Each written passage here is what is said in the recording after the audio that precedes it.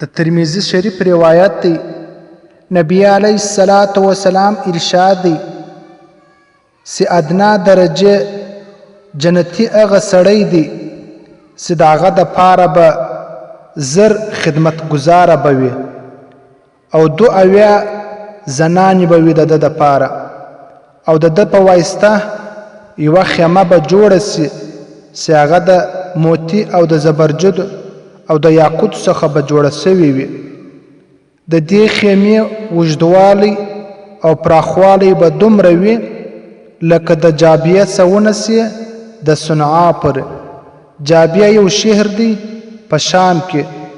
او صنعا په یمن کې یو ځای دی. گویا د ادنا درجه د جنتی د خیمې اوږدوالی پراخوالی به دومره وي لکه د یمن او د شام په مابینځ کې چې څومره فاصله ده، دا به د ادنا درجه